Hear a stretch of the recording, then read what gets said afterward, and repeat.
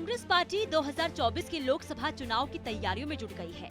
रविवार को कांग्रेस मुख्यालय राजीव भवन में कांग्रेस अध्यक्ष प्रतिभा सिंह ने जिला अध्यक्षों के साथ बैठक की, जिसमें आगामी लोकसभा चुनावों की रणनीति तैयार की गई। तो वहीं संगठन की मजबूती के लिए सक्रिय कार्यकर्ताओं को जिम्मेदारी देने के साथ ही निष्क्रिय कार्यकर्ताओं को पदभार मुक्त करने की बात भी प्रतिभा सिंह ने कही।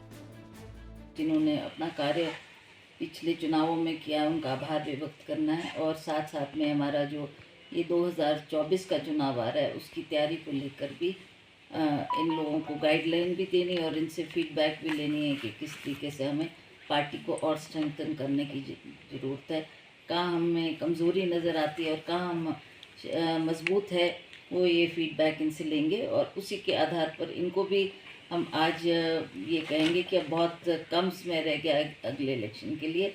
तो इस तरीके से इन्होंने भी चुनाव में की तैयारी में जुटना है और उस काम को अच्छी तरह से आगे बढ़ाना है।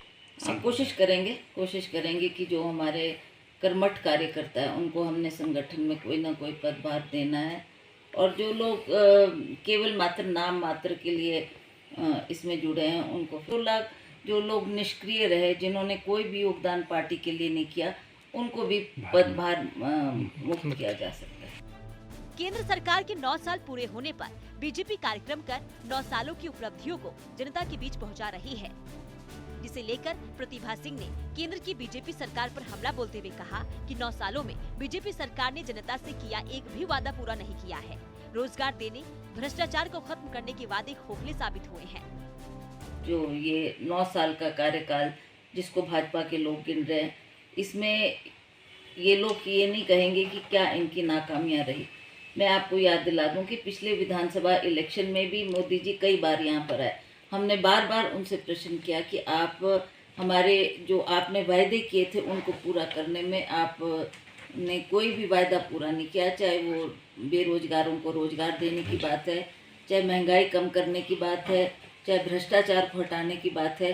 पर जितनी बार हम ये प्रश्न उनसे करते हैं तो कभी भी उन्होंने इसका सही जवाब देने का प्रयास नहीं किया, चाहे वो मोदी जी थे, चाहे इनके बड़े लीडर्स जो यहाँ पर आए। अब ये देख रहे हैं कि चुनाव नज़दीक है तो ये आकर अपने 9 साल का गुणगान तो करेंगे ही। भले ही 2024 के चुनाव में वक्त है, लेकिन कांग्रेस और बीजेपी ने जीत के लिए तैयारियां तेज कर दी है।